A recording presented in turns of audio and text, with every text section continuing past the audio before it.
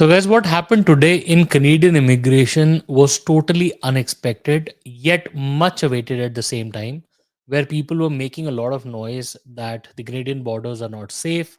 Canada used to be called as a haven for refugees, and Canada is obviously known for its humanitarian approach to applications and widely refugee accepting nature. But at the same time, today Canada introduced the Bill C-2, which goes on the opposite side. It actually is targeting, the way Canada is accepting refugees today and here onwards. Also, Canada apparently introduced this particular bill to quote, make US feel that Canada is much more safe. It's taking care of the borders. It is a strong borders act as per the Canadian government to strengthen the border security. In this video today, we will take a very close look at this Bill C-2, which is directly impacting the immigration system of Canada. And because our channel is all about Canadian immigration all the time, we will talk about the major impact that this bill is going to have on refugees, and not only refugees. There are also a couple of other things which will include people entering the borders, documents being scrutinized, and everything else. So, if you are thinking of coming to Canada, and even if you're not a refugee claimant, then also this could bill could directly or indirectly impact you. Please be sure to watch the video till the end. My name is Sahil.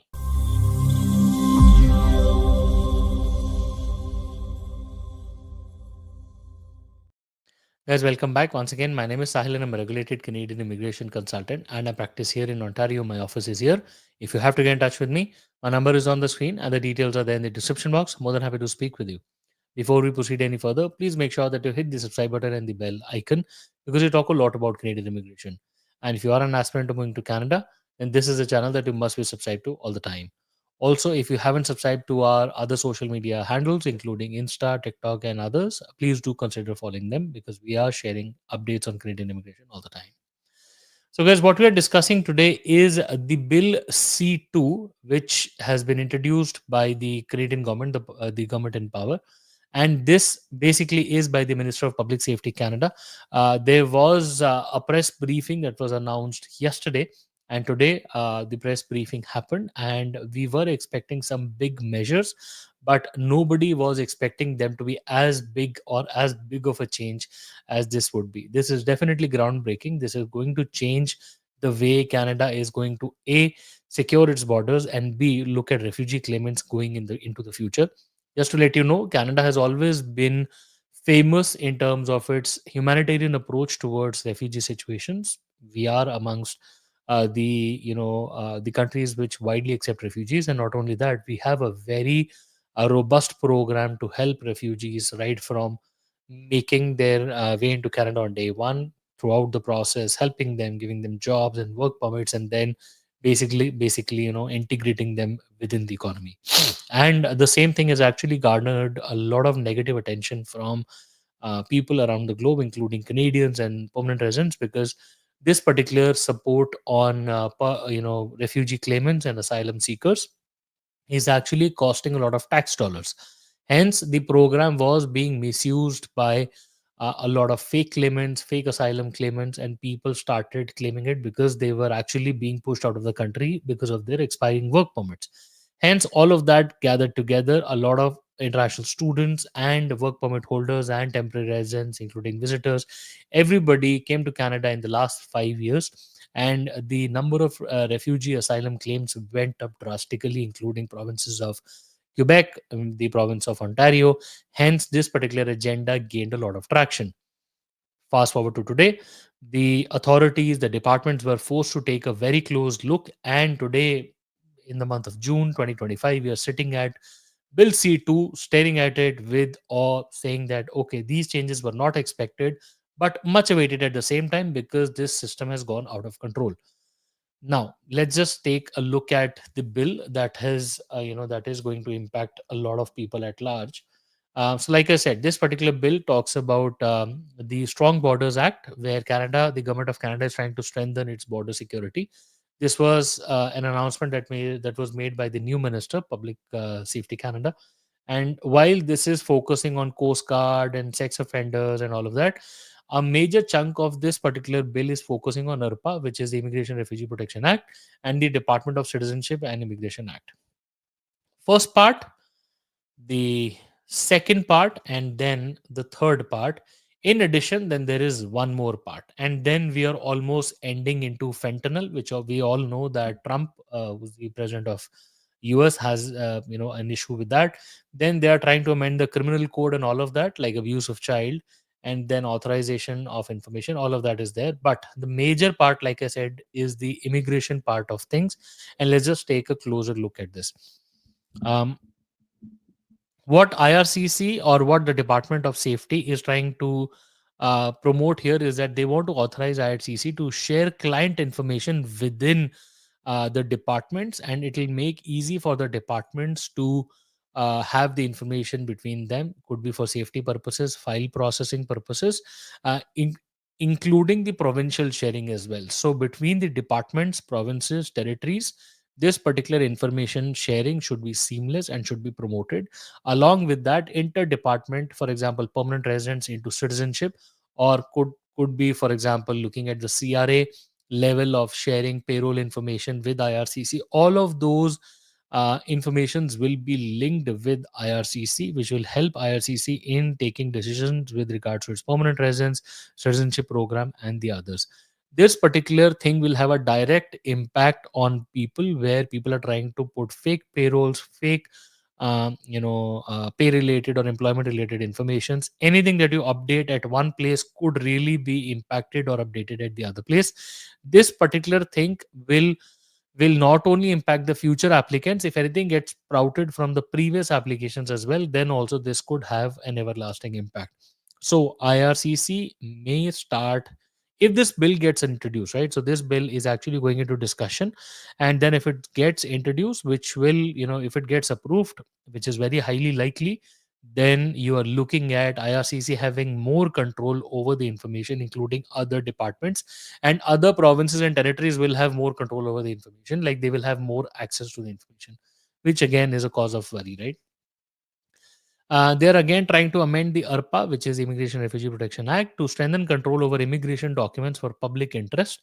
And they can cancel, suspend, or change groups of immigration documents immediately, which means if you are trying to enter Canada, and if you are met with an officer at any place, and the officer will have the access or the ability to cancel, suspend, or change, pause new acceptance of applications, where the for national security and public health, the authorities will be able to do that, and also pause or cancel processing applications that are already in inventory. I'm not sure if you remember that previously there was a program that was a lot more in debate. Include it was an entrepreneur program being pushed by the province of Quebec, and that actually was about investing money, where they had to shut down the programs and return files. And this particular thing happened a couple of years ago with IRCC laying off files, at the PR level as well. When they did the cancellation, they were flooded with JRs, they were flooded with complaints, and they had to go through a very tough time. This particular change um, that is being promoted by Bill C-2 actually gives them the authority to do that. Hence, because the department will have a policy to do it, nobody will be able to challenge it once this gets approved.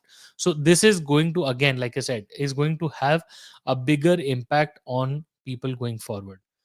Now, this particular thing is actually talking about the refugees. You can see that they are trying to simplify the online application procedure, and they're trying to make it seamless in terms of claiming an asylum claim at the port of entry or the inland office. It's going to be the same process.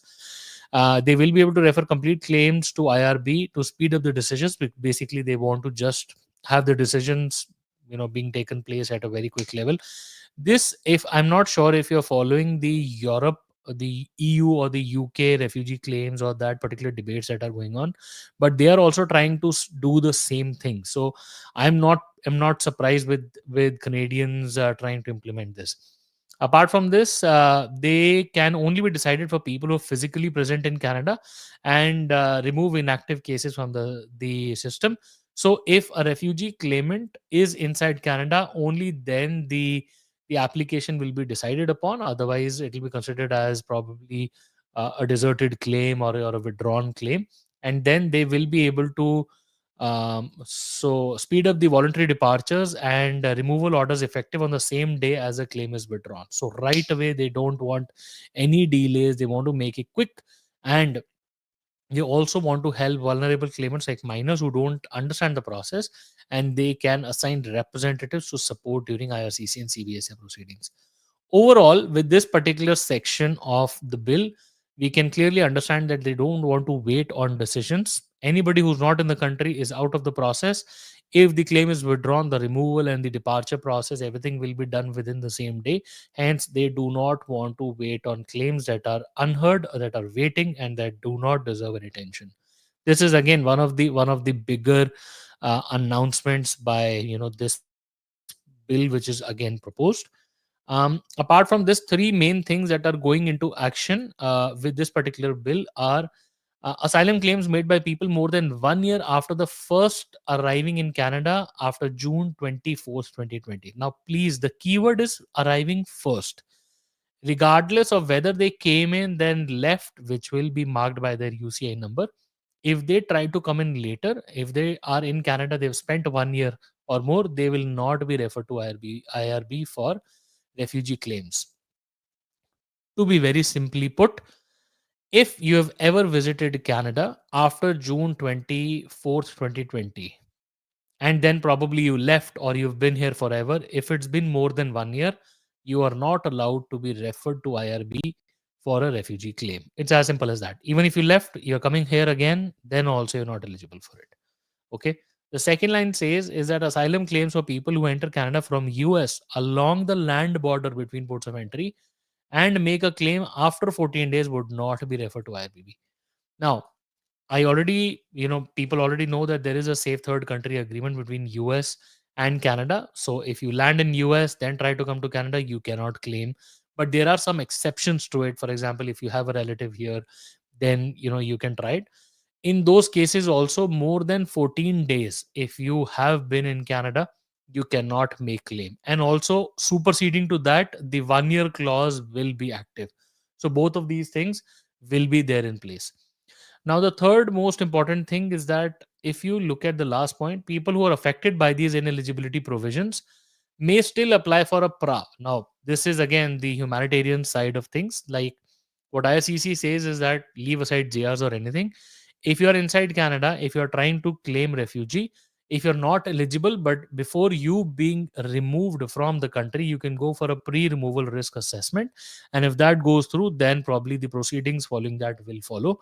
But yes, you may still apply for PRA, and then these things will come into action, and hopefully you will not face any harm. Guys, overall, Bill C-2 is very, very radical in a good sense because they're trying to protect the Canadian borders. So I sort of have a very strong and a positive feeling about it. As everybody is mentioning that this is totally opposite to what Canada's normal procedures are. Canada is generally not seen taking such strong decisions, but I think overall it's a good decision. They are trying to fix the broken system on false refugee claims, fake asylum claims, and this is something that has been expected from IRCC, from the new government. And obviously under the new leadership, we did see that stronger borders were being promoted as the main agenda of the whole election campaign. Guys, I hope the information today shared with you was helpful, gave you much insights into what's happening in the world of Canadian immigration. If you haven't subscribed to our channel yet, please do consider subscribing. Also, do follow us on social media. We do share regular updates. And if you have anything to discuss with us, please feel free to schedule an appointment with us, and we would be more than happy to speak with you. Once again, we wish you all the best, and we really hope to see you soon in Canada. All the best.